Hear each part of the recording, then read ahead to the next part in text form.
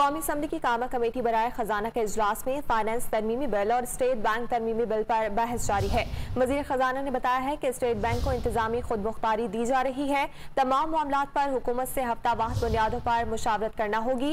Governor state bank ने briefing में बताया है कि वजीर आजम कौमी इक्तिसादी काउंसिल का इजलास जब मर्जी तलब कर सकते हैं। इस तमाम तर मामलों पर बात करेंगे डॉन न्यूज के नुमाइंदे ताहिर शरानी से। ताहिर बताएगा क्या तफसीलात है खबर से मुतालिक मजीद।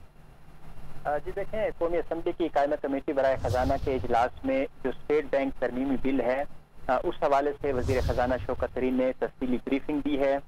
वजीर खजाना शौकत तरीन के मुताबिक स्टेट बैंक पर हुकूमत पाकिस्तान का कंट्रोल बरकरार रहेगा।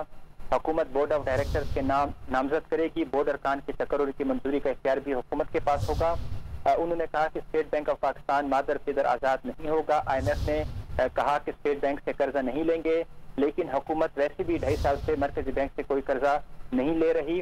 पहले से 7,000 अरब रुपए का कर्ज का हुजम मौजूद है। वजीर खजाना ने कमेटी को बताया कि मार्च में $50 करोड़ की IMF किस्त के बदले बास सख्त शराइत मानी गई। ताहम मौजूदा बिल इससे पहले से बहुत ज्यादा मुख्तलिफ है।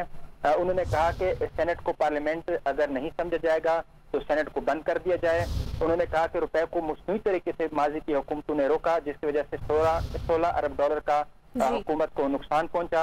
इस पर एहसन इकबाल ने जो कमेटी रुकन भी है उन्होंने एतराज किया और कहा कि 40% रुपए की कदर मौजूदा हुकूमत के दौर में गिरी, उसके बावजूद बरामदाद नहीं बढ़ी। गवर्नर स्टेट बैंक ने भी कमेटी को ब्रीफिंग दी। उन्होंने कहा कि पहले ये जाली खबरें चलाई गई कि हुकूमत ने स्टेट बैंक IMF को बेच दिया। अब मुसवदा सबके सामने आ चुका है, जिसमें तमाम इख्तियारात हुकूमत के पास है। बहुत शुक्रिया, आपने अपडेट किया।